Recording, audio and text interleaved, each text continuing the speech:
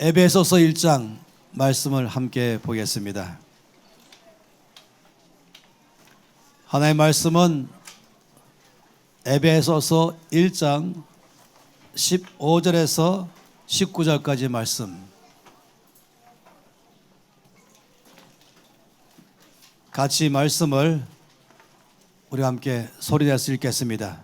이로 말미암아 주 예수 안에서 너희 믿음과 모든 성도를 향한 사랑을 나도 듣고 내가 기도할 때에 기억하며 너희로 말미암아 감사하기를 그치지 아니하고 우리 주 예수 그리스도의 하나님 영광의 아버지께서 지혜와 계시의 영을 너에게 주사 하나님을 알게 하시고 너희 마음의 눈을 밝히사 그의 부르심의 소망이 무엇이며 성도 안에서 그 기업의 영광이 풍성함이 무엇이며 그의 힘의 능력이라고 역사하심을 따라 믿는 우리에게 베푸신 능력의 지극히 크심이 어떠한 것을 너희로 알게 하시기를 구하노라. 아멘. 이 15절 말씀부터 19절까지 말씀은 문장이 하나입니다. 한 문장 속에서 한마디로 말하면 내가 너희를 위하여 이렇게 기도한다 하면서 그 근 기도의 내용으로 꽉 차 있습니다. 우리는 날마다 기도합니다. 부모가 자녀를 위해서 기도하죠. 또 아내가 남편을 위해서, 또 남편은 아내를 위해서 또 기도합니다. 할아버지 할머니는 손주를 위해서 기도하죠. 또 자녀로서 부모를 위해서 기도합니다. 셀그룹 리더는 셀 조원들을 위해서 또 기도합니다. 교사들은 학생들을 위해서 기도하죠. 또 친구들을 위해서도 우리는 기도합니다. 목회자는 당연히 또 성도를 위해서 기도합니다. 우리 각 사람들은 정기적으로 우리의 기도 목록 안에 기도하는 사람들의 이름들이 들어가 있습니다. 각 사람마다 갖고 있는 내용과 분량이 다르겠죠. 그러나 적어도 우리는 이와 같이 우리 주변을 위해서 기도하는 것입니다. 근데 기도하는 사람이 가장 원하는 것은 뭐겠습니까? 그건 나의 기도가 응답되기를 바라는 것이에요. 그냥 기도로 끝나는 것이 아니라 내가 기도하는 것이 응답되어서 바로 그 사람의 삶 속에 하나님께서 역사하신 것을 보기를 바란 것이죠. 그럴 때마다 중요한 것이 무엇을 기도할까? 어떤 것을 위해서 기도할까? 때로는 건강 위해서도 기도하죠. 또 때로는 필요한 돈을 위해서, 물질의 공급을 위해서도 기도합니다. 그리고 각자가 또 날마다 기도하는 그 사람들을 보면은 내가 이해하고 있는 것들이 있죠. 당면한 문제에 부딪힌 사람도 있기도 하고 그것을 위해서도 저 앞에 기도하기도 하는 것입니다. 그러니까 매일매일마다 이 정기적으로 기도하는 그 경우의 기도 제목이 너무나 중요한 것이죠. 네, 기도하는 사람들이 갖고는 늘 큰 관심거리는 나의 기도가 하나님 들으셨을까? 또 나의 기도가 응답되었을까? 하는 것입니다. 정상적이라면 내가 기도한 후에 관찰하는 것이죠. 과연 어떤 일이 일어났을까? 하나님이 어떻게 응답하셔서 그 기도한 사람의 삶에 어떤 결과가 나왔을까? 이거를 또 기대하는 게 당연합니다. 만약 과학자가 어떤 것을 실험했을 때는 실험만 하고 있지 않잖아요. 실험의 결과를 늘 관찰합니다. 이 마찬가지로 우리가 기도할 때는 그냥 기도만 하는 것이 아니라 내 기도가 어떻게 그 사람에게 응답됐을까? 관심이 많이 있는 것입니다. 그러다 보니까 무엇을 기도할 것인지가 또 중요하고 또 기도했을 때에 하나님께서 들으시고 응답하였을까 하는 것도 중요한 것입니다. 그래서 오늘 모든 내용들은 어떻게 기도할까 하는 것입니다. 요한일서 5장 14절 말씀에는 놀라운 말씀이 있습니다. 그를 향하여 우리가 가진 바 담대함이 이것입니다. 곧 그의 뜻대로 무엇을 구하면 들으심이라. 여기 말씀하시기를 이것이죠. 주를 향하여 담대함을 가졌다. 이렇게 말하고 있습니다. 다시 말하면 나의 기도가 하나님이 반드시 들었을 것입니다. 라는 담대함입니다. 또 나의 기도가 하나님께서 들으실 뿐만 아니라 응답하실 줄로 나는 믿습니다. 이것이 담대함인 것입니다. 기도를 들으셨을까? 잘 모르겠다. 그럼 담대함이 없습니다. 응답됐을까? 이걸 모르면 담대함이 없습니다. 여기서 말하는 주를 향한 나의 담대함 이렇게 말할 때는 확신 갖는 것입니다. 내 기도를 주께서 들었다는 것이 확신 갖는 것입니다. 또한 내 기도에 주께서 응답하셔서 반드시 역사할 거라고 믿는 것이 바로 담대함인 것입니다. 정답을 알면 100점 맞죠. 아직까지 발표하기 전에도 점수를 안 봐도 이미 다 알아. 왜냐하면 내가 확실하게 맞춘 것을 알기 때문에 그렇습니다. 그런 담대함을 말한 것이죠. 주를 향하여 갖고 있는 담대함, 내 기도에 대한 담대함. 그런데 여기 놀랍게 말씀했잖아요. 이 말씀할 때에 그런 담대함이 어디서 나오는가 할 때에 명확하게 그의 뜻대로 구하면 들으신다라고 말씀했습니다. 그러니 우리 기도 가운데서 담대함을 갖는 것은 한 가지인데요. 나의 느낌도 아닙니다. 나의 감정도 아닙니다. 내 기본으로 아는 것도 아닙니다. 우리가 마치 여기 이건 물컵입니다 라고 담대하게 제가 말하잖아요. 제가 물컵일지 모르겠습니다 이렇게 말하지 않습니다. 물컵이라고 느낍니다도 안 합니다. 이건 물컵입니다. 확실하기 때문에 제가 담대하게 말한 것처럼 주께서 내 기도를 들으셨습니다 라고 말한 담대함은 여기에 느낌이 들어가는 게 아니에요. 내 기분과 감정과 상태에 따라서 아닌 것이, 내 기분이 안 좋아도 내 상태가 안 좋아도 때로 낙심했다 할지라도 이것은 물컵입니다 말할 때는 아무런 장애를 받지 않는 것처럼 내 기도가 주께서 들으셨습니다 또 응답했습니다 라는 담대함은 느낌과 내 상태가 아닌 것입니다. 무엇으로 할 수 있을까? 명확하게 14절에 말씀한 것처럼 그의 뜻대로 구하면 반드시 들으십니다 라고 말했습니다. 그러니 담대함을 갖는 가장 중요한 것은 주님의 뜻을 따라서 기도할 때는 담대해집니다. 내 뜻이 아니라 내 기분과 내 소원이 아니라 주님의 뜻인 줄 확실히 알면서 기도한다면 반드시 응답할 거라는 담대함을 갖는 것입니다. 이제 그러다 보니까 오늘 말씀은 상당히 중요합니다. 이 에베소서는 1장과 3장에 두 번의 형식적으로는 사도 바울이 에베소의 성도를 위해서 긴 기도가 나와 있습니다. 물론 그 내용 가운데서는 바울이 에베소의 성도를 위해서 기도하는 내용이 나온 것이죠. 그러나 그 속에서 우리 가운데 말한 것은 이것입니다. 하나님께서 이 바울의 기도를 통해서 이렇게 말씀하는 것이, 내가 응답하는 기도는 바로 바울의 기도다. 바울의 기도는 바울 스스로 생각한 것이 아니라 성령의 감동으로 기도한 것이다. 그러니 바울의 기도를 자세히 살펴봐라. 바울처럼 기도한다면 내가 반드시 응답할 것이다. 이것이 바로 주의 뜻대로 기도하는 것이다 라고 말씀을 한 것입니다. 그래서 저는 이 기도에 관해서 앞으로 오늘 포함해서 3번 말씀을 나눌 것입니다. 먼저 이 1장을 나누고, 두 번째는 응답받기 위한 조건이 무엇인가를 볼 것이고, 그리고 세 번째는 에베소 3장을 또 볼 것입니다.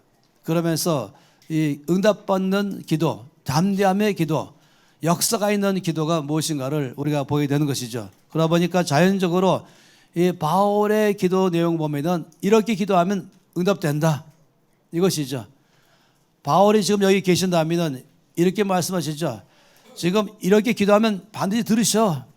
이런 기도는 응답하셔 라고 담대히 말한 것입니다. 그런 면에서 저는 여러분에게 1장에 나와 있는 이 긴 사도 바울의 기도 전체를 갖다가 말할 때 이렇게 말합니다. 1 플러스 4 원칙이다. 제가 붙인 것이 1 더하기 4의 원칙이 이 안에 있다. 다르게 말하면 5가지 기도가 있네. 그런데 5가지 기도가 1 더하기 4구나 해서 1이 있고 4가 있습니다. 그 첫 번째 1이 무엇인가? 이거는 1장 15절 16절 말씀 가운데 첫 번째 1이 나와 있습니다. 그 1, 이것은 무엇입니까? 이로 말미암아 주 예수 안에서 너희 믿음과 모든 성도를 향한 사랑을 나도 듣고 내가 기도할 때에 기억하며 너희로 말미암아 감사하기를 그치지 아니한다. 이 내용은 뭐겠습니까? 바울이 제일 먼저 기도하는 것은 감사 기도했습니다. 에베소 교회를 위해서 성도를 기도하는데 그 기도 전에 먼저 하나님께 감사 기도부터 했습니다.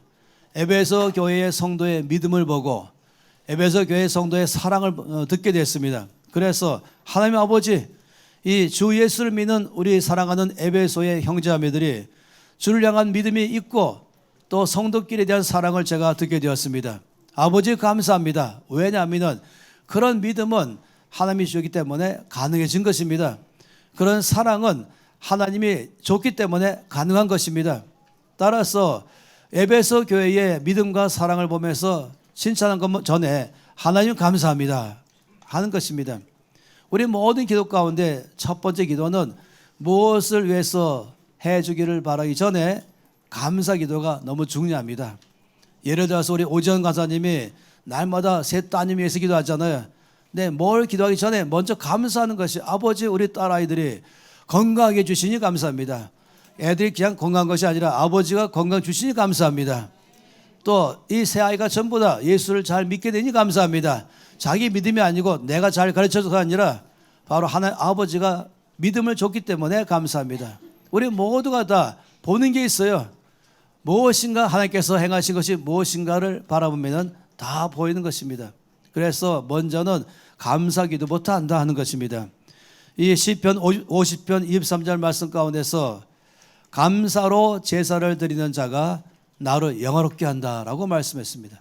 그 행위를 옳게 하는 자에게 내가 하나님의 구원을 보이겠다라고 말씀했죠.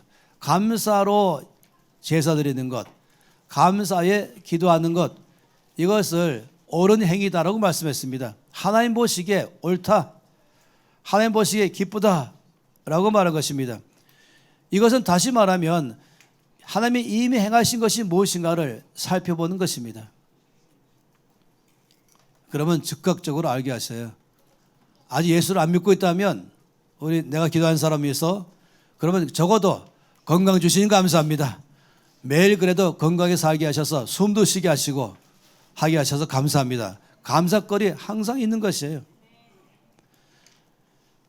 성경 말씀 가운데 이 대속가전서 5장 16절 말씀에 범사에 감사하라라고 말씀하셨어요. 모든 것마다 감사는요 하나님이 행하신 것에 대한 우리의 믿음의 고백입니다.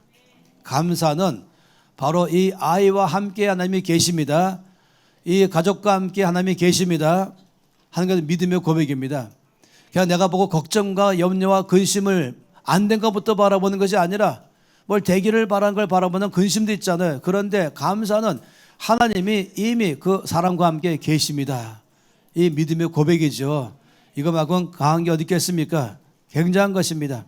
서양에서는 제일 먼저 아이가 무슨 단어부터 배운지 아세요? 서양에서는 부모가 말을 시작하는 아이에게 제일 먼저 어떤 단어부터 가르치신지 아세요? Thank you. 이게 첫 번째 단어입니다. Thank you.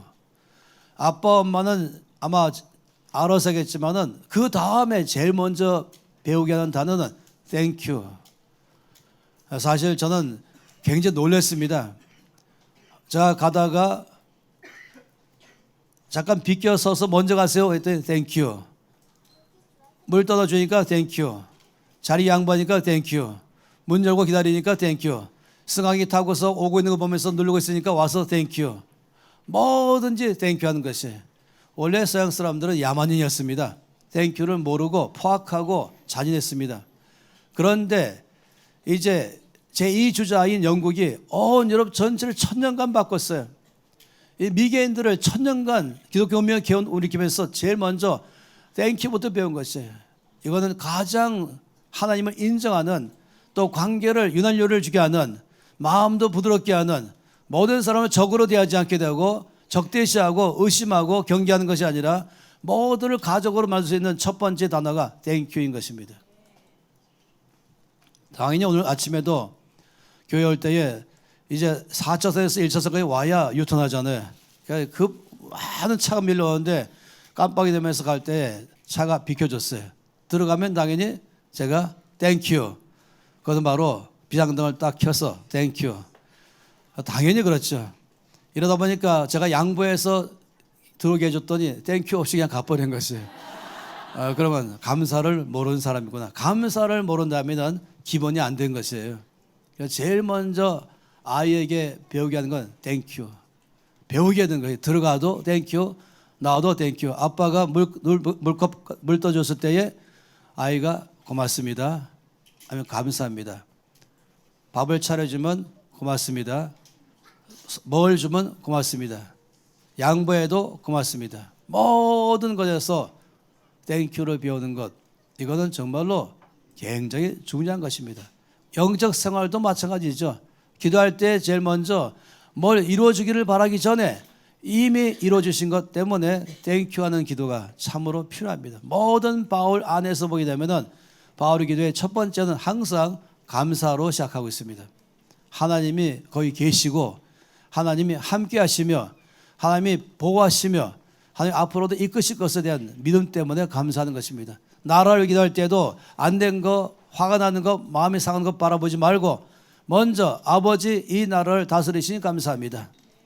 이 나라 가운데서 일하시는 아버지 감사합니다. 교회가 많이 있어서 감사합니다. 예수 믿는 사람들이 많이 있어서 감사합니다. 감사할 거리는 엄청 많이 있는 것이에요. 감사하기 시작하면 놀랍죠. 배가 되기 시작합니다. 내 마음이 배가 되면서 하나님이 하신 손길이 보이는 것이에요. 내 믿음이 자라나기 시작하는 것이죠. 먼저 내 마음이 부드러워지고 무엇을 이제 위해서 기도하기 시작하기 전부터 이미 믿음이 딱 생겨 있잖아요. 그 다음에 기도하기 참 쉬운 것이죠.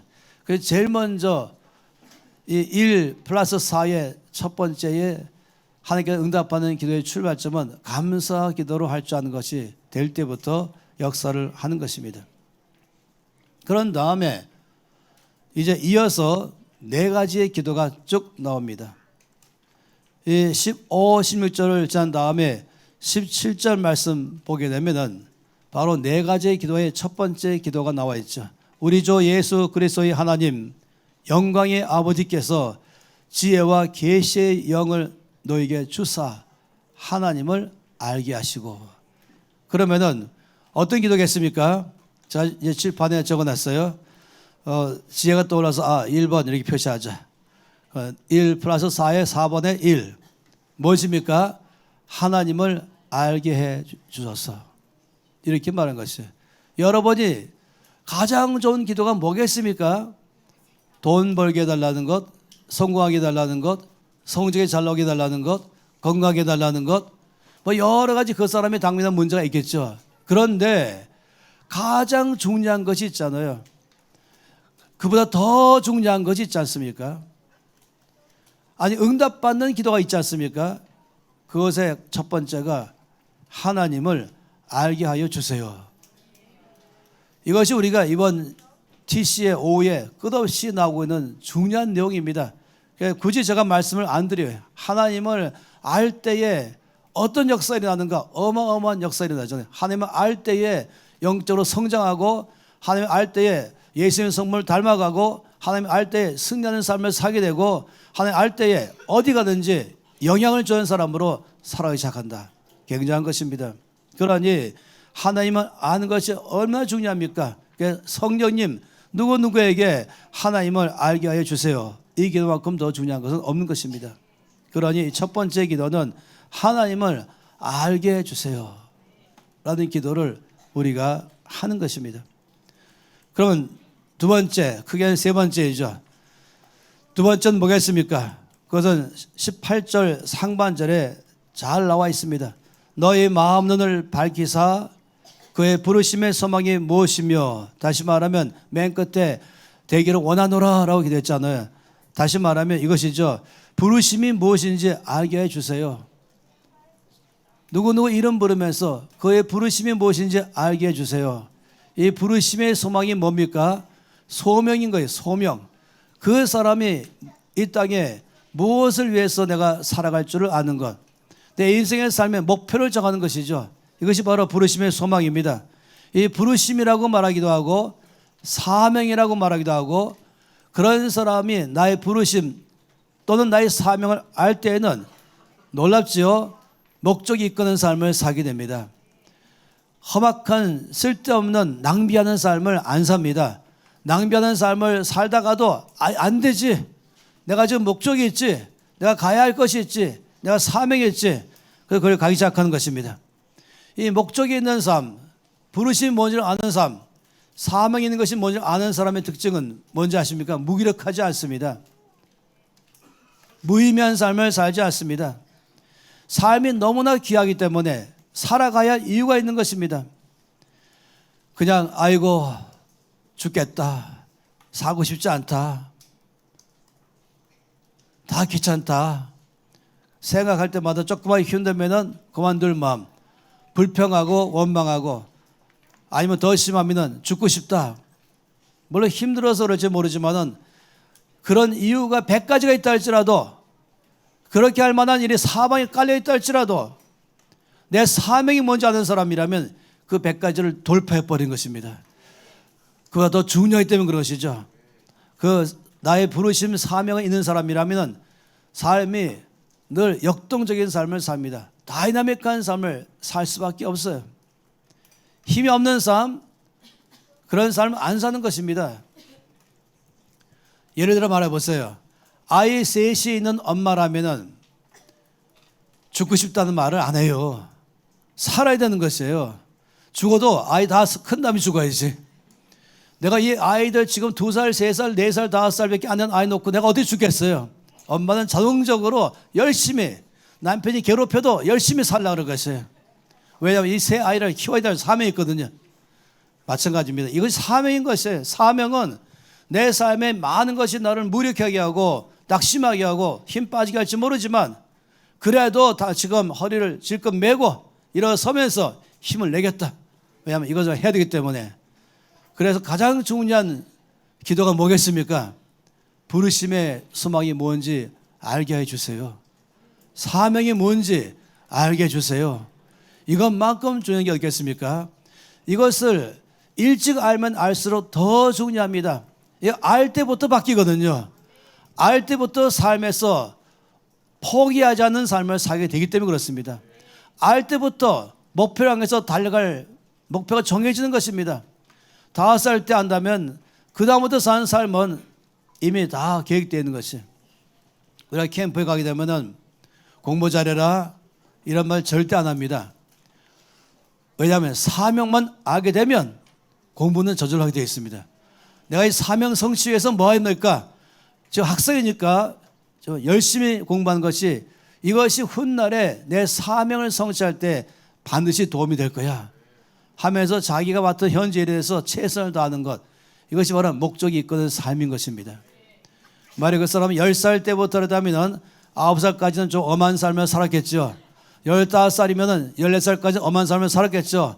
40살에 알았다면 39살까지는 엄한 삶을 살았을 것입니다.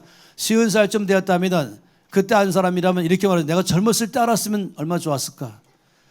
어느 사람이든지 바로 그 나이가 정확한 나이입니다. 그 사람은 65세인데 아직 사명 모른다면 기도하세요. 65세 때부터 사명 주시옵소서. 이 할아버지 할머니가 사명자는 달라요. 사명이 있는 할아버지와 할머니와 사명이 없는 할아버지 할머니 차이가 있어요. 사명이 없는 할아버지 할머니는 맨날 전화하고 있어요. 애 데려오라, 애 보고 싶다 그러고 있어요. 그리고 어디 지금 우리 친구가 터키 가겠다는데 같이 난 가고 싶다. 어디 가서 좋은 식당 가서 맛있는 음식 먹고 싶다. 이게 바로 사명 없는 할아버지 할머니인 것입니다. 사명자 할아버지 할머니는 애 좀 봐주세요 어머니, 우리 지금 어디 갔다 와야 돼. 아니 내가 돈 줄 테니까 어디 맡겨라, 나 지금 바빠 지금, 내가 사명 때문에 애 볼 시간이 없거든. 이게 바로 사명이 있는 할아버지 할머니 특징인 것이에요.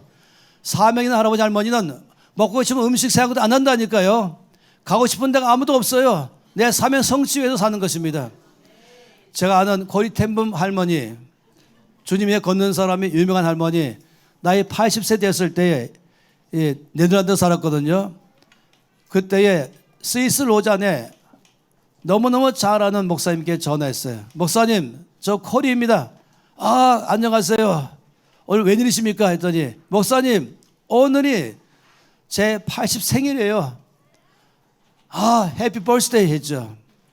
목사님, 제가 오늘 80 생일에 전화 건 이유가 있어요. 저를 축복하셔서 앞으로 제 사명 성취를 잘하게 해주세요. 오늘 기도할 때 지금 저에게 또 사명 줬어요. 50살 때 사명 받았었거든요. 30년간 사명 성취 온 유럽 전체를 화해시키는 데를 살아갔어요. 근데 80세 된 이 젊은 청년 자매님이 전화 걸고 말하기를, 오늘 제 나이 80인데 기도할 때 주님께 저에게 또 사명 줬어요. 이 사명 잘할 수 있게 축복해 주세요. 전 이런 젊은 청년 80세를 좋아합니다.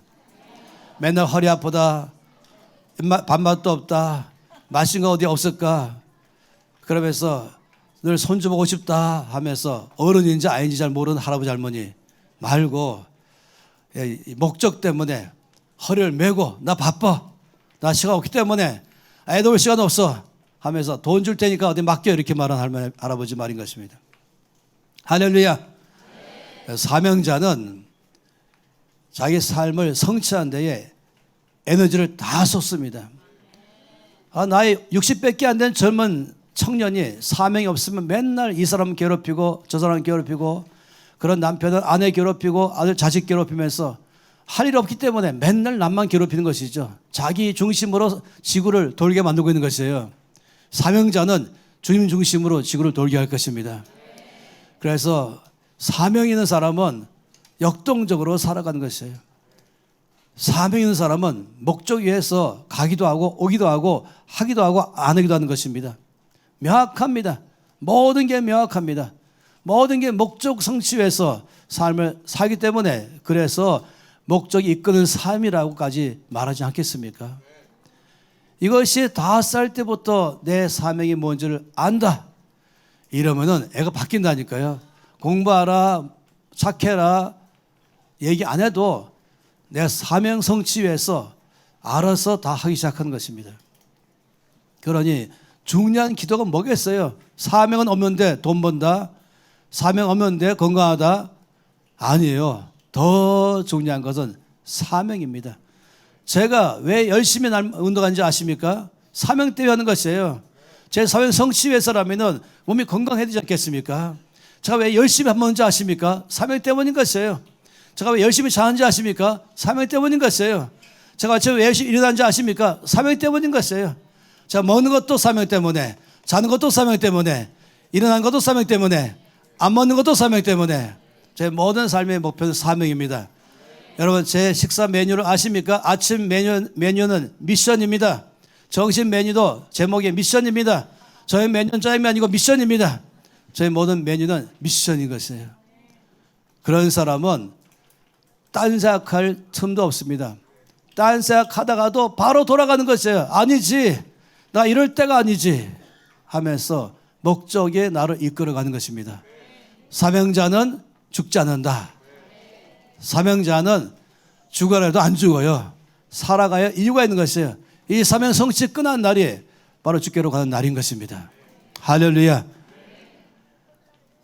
어느 집에 귀한 손님이 찾아오니까 이 주인이 이 VIP를 잘 접대하려고 큰 맘 먹고 한 마리밖에 없는 황소를 잡기로 결정했어요. 얼마나 귀하면 그랬겠습니까? 황소 잡으러 가서 목에다 칼을 딱 대는 순간에 이 황소가 닭똥 같은 눈물을 떨어뜨리면서, 주인님, 나는 오늘 못 죽어요. 왜? 제가 죽으면 이 많은 밭을 누가 갑니까? 저는 사명했어요. 지금 못 죽는다니까요. 주인이 말 듣고 보니까 안 되겠구나. 맞아요. 그래서 소 아니면 닭이지. 닭 한 마리 목을 딱 잡았어요. 비틀어 가는 순간에 이 닭똥 같은 눈물을 떨어뜨리면서, 주님, 제가 지금 못 죽어요. 제가 살아야 되겠습니다. 왜? 그랬더니, 제가 죽으면 아침마다 알람은 누가 해줍니까? 제가 죽으면 아침마다 날계란, 무슨 계란이죠? 가장 좋은 이 자연 청란을 누가 낳아줍니까? 저는 사명이 있습니다. 그러니 주인이 맞는 말이어서 목을 놨습니다. 결국 세 번째, 돼지 목에 칼을 댔습니다. 돼지하는 말, 어서 죽여 주시옵소서. 저 오늘을 위해서 먹고 놀았습니다. 내 사명이 죽는 것입니다. 자기 살 갖다가 나눠주는 것입니다. 사명자는 쉽게 죽지 않는다. 여러분, 절대로 돼지처럼 살지 마시고 소나 닭처럼 사명으로 사는 것입니다. 그러니 중요한 기도가 뭐겠습니까? 가장 중요한 기도는, 주여 그에게 사명을 알게 해주시옵소서. 자기의 부르심이 뭔지 알게 해주시옵소서. 그 다음에 네 번째 기도, 세 번째 기도. 입니다. 그것은 바로 1장 18절 하반절에 성도 안에서 그 기업의 영광이 풍성함이 무엇인지 알게 해 주시옵소서. 그 말은 무엇입니까? 하나님이 준비하신 그 유업이 무엇인지 알게 하여 주세요. 자기 유업이 뭔지 알게 해 주세요. 이것이죠. 어느 부자가 있었습니다. 열심히 돈 벌었습니다. 그리고 돈을 모았습니다. 먹을 것도 아주 줄이고 입을 것도 아주 줄이면서 열심히 평생 많은 돈을 모은 부자가 있었습니다. 그런데 어느 날 천국 갈 때가 됐습니다. 그때 가서 알았어요. 아무것도 가져갈 수 없다는 사실을 알았습니다. 평생 동안에 먹지 않고 쓰지 않고 아껴서 열심히 모았던 이 많은 돈은 가져갈 수 없다는 사실을 알게 됐습니다. 부자가 금식기도 들어갔습니다. 주여, 이럴 수 없습니다. 어떻게 모은 돈인데 이럴 수 없습니다. 가져가게 해주세요. 주께서 한마디로 노숲, 그래서 국물도 없다. 부자가 절대 안 믿어갔어요. 주여, 저에게 은혜 베풀어 주십시오. 어느 날 아이디어 떠올랐어요. 타협할 아이디어 떠올랐어요. 주님, 그렇다면 백 하나만 가져가게 해주세요. 그래서 주님께서 그래, 백 하나는 가져가게 해줄게. 그랬더니 이 부자가 모든 돈을 몽땅 금괴로 바꿨습니다. 그래서 이 금괴 알죠? 이 금괴, 요만한 이 금괴를 다 사서 이 가방에다가 차곡차곡 넣으면서 속으로 웃었어요. 주님은 이걸 몰랐을 거야. 그래서 이 금괴를 꽉 채워서 천국 갈 때 금괴를 가득 담은 가방 하나 갖고 갔더니 수문장 베드로가 스톱 그랬어요. 몸만 들어와 했더니 이 부자가 미소를 딱 띄면서 나 지금 통행증, 허가증 여기 있어요. 하나님이 허가하신 것이 이 백 하나. 그러니 들어가는 거죠. 그랬더니 이 베드로가 너무너무 궁금해갖고 도대체 그 안에 뭐가 들었어요? 한번 지퍼를 열어서 보여주세요. 이 부자가 아주 자신만만하고 의기양양하면서 상대방을 약간 조롱하는 식으로 이 자기가 갖고 온 백의 지퍼를 쫙 해서 열어서 꽉 차 있는 금괴를 보여줬어요. 베드로가 깜짝 놀랐습니다. 그걸 바라보면서 아니, 천국 도로 포장용을 왜 가져왔습니까? 천국의 도로 포장용으로 금을 쓰고 있는데 흔하고 흔한 게 지금 여기 금인데 이 무거운 걸 왜 억지로 갖고 왔습니까? 뭘 말하는지 아시죠? 하늘나라에 나에게 준 유업은 이 정도가 아닙니다. 어마어마한 것이 있어요. 이거를 아는 게 너무 중요합니다. 이거를 모르면 길을 쓰고 돈 벌어서 집 크게 해주려고 그러고 큰 차 살려고 그러고 이것저것 뭐를 가지려고 그럽니다. 자기 이름으로 뭘 좀 가져야 나는 부자구나, 나는 가진 것이 있구나. 여러분, 제가 대한항공을 얼마나 많이 탔겠어요. 대한항공 제가 가면은 이래봬도 제가 이제 퍼스트 클래스나 아니면 비즈니스 클래스 딱 앞에 쓰는 것입니다. 뭐 아무 말 못하고, 물론 제 비행기는 이코노믹입니다. 하는데 어느 날 한번 이 카운터에 있는 표 끊어주는 이 대한항공 직원이 저한테 이렇게 말해요. 여기 이 1등석에 오는 사람들의 공통적 특징이 있습니다. 몽땅 부자들만 옵니다. 그런데 1등석에 오는 모든 사람들의 복장의 특징은 거의 오전 간사급입니다. 그냥 허름하게 평범하게 저게 작업복인지 잠옷인지 구별 안 될 정도로 그냥 늘 그냥 허름하게 비행기 타서 10시간 동안 편하게 쉴 수 있도록 그런 거의 작업복 차림의 허름한 옷을 입고 들어옵니다. 그런데 이코노믹의 양복에 넥타이에 맨 홍세 목사님 같은 복장은 가진 사람은 꼭 들어옵니다. 이 사람들은 바로 그 회장님을 모시는 사원들입니다.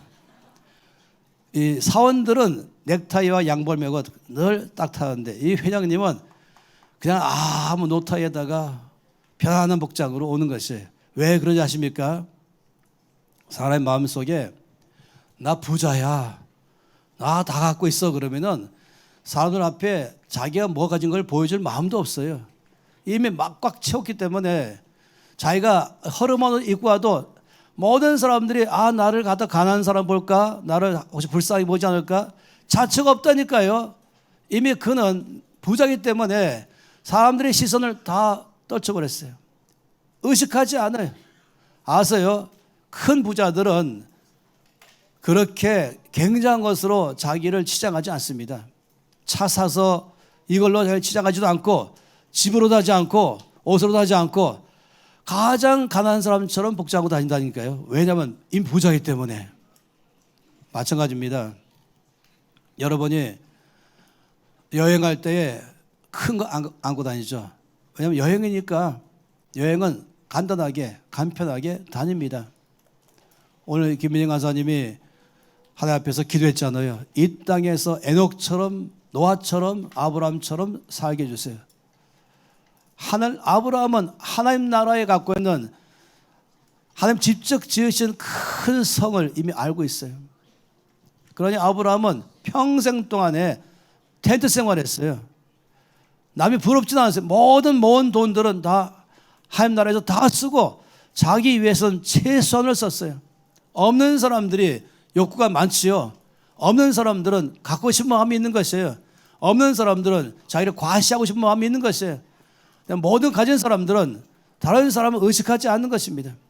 이미 하나님 나라 안에, 나의 영원한 나라 안에, 여기 임시 거주지 말고, 이 땅이 말고, 이 땅에서 아무리 오래 살아 100년인데 이 100년은 영혼에 비하면 눈깜빡할 사이인 것입니다. 제가 잠깐 눈 감았다 떴더니 70년이 지나버렸어요. 벌써. 아세요? 눈 감았다 떴더니 제가 이미 70년 됐어요. 제가 하랑이 때가 엊그제 같은데 말입니다. 아니 엊그제가 제가 화랑이 같았는데 눈 감았다 떴더니 이미 70이 돼버린 것이. 오늘 김인관 사님은 목사님 72세입니다. 항상 첨가하시는데 결국은 그렇게 살아봐야 잠깐인데, 영원한 것에 비하면 잠깐인데, 그 잠깐 동안을 위해서 엄청 많이 뭐를 가지는 것은 왜 그러지 아십니까? 영원을 모르는 사람이 하는 것이, 자기 영원한 나라 안에 내가 얼마나 부유한 사람인지, 거기 가는 일단은 도로 포장용이 다 황금이다, 이 정도면 끝나는 것입니다. 더 이상 딴 것 없는 것이에요. 나에게 얼마나 영광스러운, 얼마나 풍성한, 여기 말씀한 것처럼 나에게 준 유업이 얼마나 영광스러운 유업인지, 앞으로 나에게 주실 것이 얼마나 풍성한지를 이미 알기 시작한다면 이 땅에 사는 것에 별로 미련이 없습니다. 그냥 사명 따라 사는 것이죠.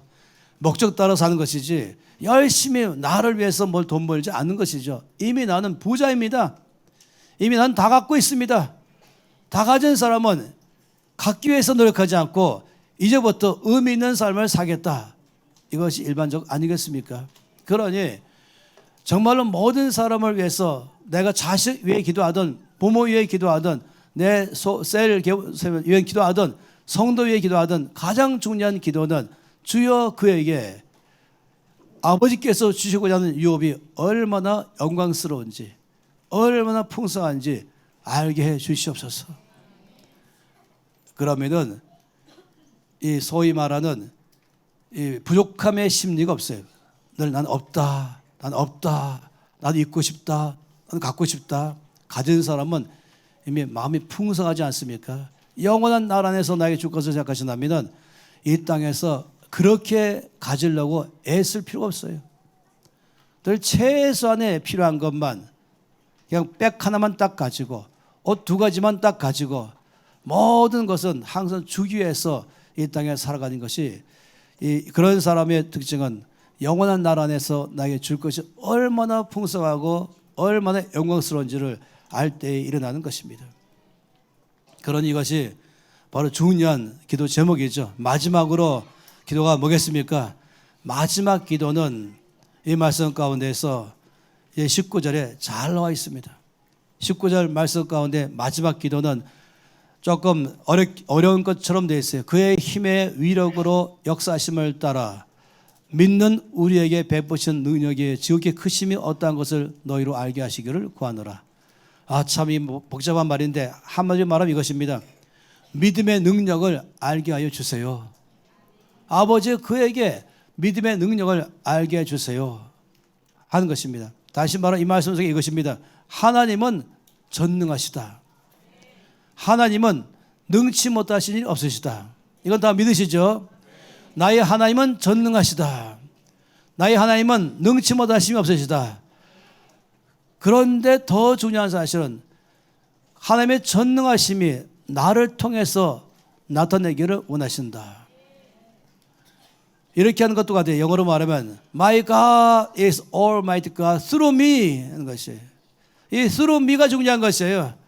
하나님은 전능하신데 나는 무력합니다가 아니라, 하나님은 모두 가지셔도 나는 없습니다가 아니라, 그래서 하나님의 전능하시면 난 믿습니다 라고 말하는데 나는 그냥 아무것도 아닌 것이, 하나님은 능치 못하기 없는 걸 알면서도 난 늘 어려운 삶을 사는 것입니다. 그런데 중요한 사실은 전능하신 하나님이, 하나님의 전능하심으로 머무는 것이 문제가 아니라 그 능력이 나를 통해서 일하기를 원하신다. 그래서 온 세상이 하나님의 전능하심을 어떻게 하나님은 보이기 원하시냐면 바로 믿음 있는 나를 통해서 드러내심으로 이 세상에 보여주기를 원하는 것입니다. 바로 이것을 알게 주시옵소서. 아버지, 저 사람에게, 우리 저 셀 조원에게 하나님께서 바로 우리의 믿음을 통해서 일하시는 것을 보게 해 주시옵소서. 주님의 전능하신 능력이 바로 믿는 사람 통해서 일하는 것을 알게 해 주시옵소서. 그래서 주님의 전능하심만 알 뿐만 아니라 바로 그 하나님이 내 믿음 가운데서 일하신 것을 안다면 자연적으로 내 믿음을 더 자라나게 하는 것이죠. 이 중요한 것입니다. 나의 믿음은 마치 전기 스위치와 같은 것입니다. 저 뒤에 스위치가 있잖아요. 새벽마다 오면은 불이 없이 다 기도하잖아요. 우리 교회는 새벽 기도기보다는 이른 아침 기도입니다. 4시가 아니고 6시이기 때문에 6시 딱 된 순간에 저 뒤에서 불을 확 켜는 것이에요. 한 번에 눈을 못 뜨겠어요. 너무 부져가지고. 아니 깜깜하다가 불을 확 켜는 순간에 눈이 막 정신이 없어가지고, 그래서 제가 부탁했어요. 시영선 전도사한테, 제발 그러지 말고 58번에 하나 켜고 59번에 하나 켜고 시작할 때 마지막 켜라. 그래 눈 좀 떠고 있다가 정신 차리지. 그래서 요즘 우리 교회는 저 뒤에 스위치에서 58번에 하나, 59번에 하나. 어떻게 정확한지 59번, 59번 59초까지 안 켜요. 또 딱 땡 6시 때 항상 그때 딱 켜요. 굉장해요. 그때 이미 전기는 다 있는데 스위치를 딱 켜는 순간 확 들어오잖아요. 하나의 능력은 이미 다 와 있어요. 근데 스위치를 딱 켜는 순간에 순간적으로 확 하면서 그 능력이 나의 끝 되잖아요. 그러니까 믿음은 전기 스위치 같은 것입니다. 또 믿음은 수도 꼭지 같은 것입니다. 수돗물이 어디까지 와 있습니까? 꼭지를 틀면은 그때부터 이제 수도관리국에 전화해가지고 버리겠습니다 이런 것입니까? 아니요, 물은 항상 수도꼭지 앞에 나갔으면 물이 말하고 있어요. 빨리 나를 나가게 해주세요. 나 준비 다 끝나 있어요. 난 나갈 준비로 이미 충만해 있어요. 내 꼭지만 틀어주면 내가 바로 나갈게요. 바로 이것입니다. 하나님의 능력은 이미 와 있는 것입니다. 이미 우리가 다 와 있는 것입니다.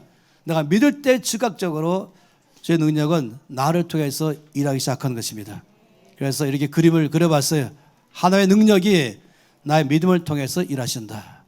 나의 믿음은 하나의 능력이 나의 것으로 경험하게 할 수 있는 전기 스위치와 같은 것이다. 수도 꼭지와 같은 것이다 하는 것입니다. 그리고 오늘 우리가 응답받는 기도는 어떻게 할 때인지 아세요? 주님의 뜻대로 기도할 때가 응답받는 것입니다. 주의 뜻을 어떻게 할 수 있습니까? 말씀에 확실하게 명확하게 기록해 놨죠. 그래서 우리가 보는 것이 바로 응답받는 기도의 원칙 1+4 원칙. 첫 번째, 감사의 기도할 때에. 두 번째는 알게 해달라는 건 네 가지를 알게 해주세요. 하나님이 누군지 알게 해주세요. 자기의 사명을 알게 해주세요. 나에게 주시는 영원한 유업이 얼마나 영광스럽고 풍성한지 알게 해주세요. 믿음의 원칙을 알게 해주세요. 전능자 하나님으로 끝나는 것이 아니라 믿는 사람을 통해서 전능자 하나님이 경험되게 하는 삶을 원칙을 알게 해주세요. 이 1+4의 기도는 반드시 응답됩니다. 생각해 보세요. 이 5가지 기도가 응답된 사람은 돈보다 더 귀한 것, 성공보다 더 귀한 것, 모든 것보다 더 귀한 것을 가진 사람이 될 것입니다. 하나님께서 우리의 기도 가운데 이런 기도에 응답할 줄로 믿습니다. 두 손 높이 들겠습니다. 그리고 저 앞에 기도할 때 이제 알았습니다. 날마다 아빠가 자식 위해서, 남편이 아내 위해서, 또 자식이 부모 위해서, 리더가 우리 조원들 위해서, 목회자가 성도 위해서 무엇을 기도할까 할 때마다 이 5가지가 가장 놀라운 기도, 최고의 기도이고 응답받는 기도인 것입니다. 기도 못하는 사람이 아무도 없습니다. 이대로 기도하면 되는 것입니다. 손 높이 들면서 아버지 감사합니다. 기도할 수 있는 힘을 주시니 감사합니다. 이미 은혜가 와 있으니 감사합니다. 응답받는 기도 때문에 감사합니다. 기도할 때마다 응답할 줄로 믿습니다. 이미 모든 것 다 보장됐습니다. 풍성한 삶을 살아내겠습니다. 다음에 주여 외친 다음에 기도하는 삶을 살겠습니다. 저희 뜻대로 기도하겠습니다. 응답받게 하시니 감사합니다. 주여.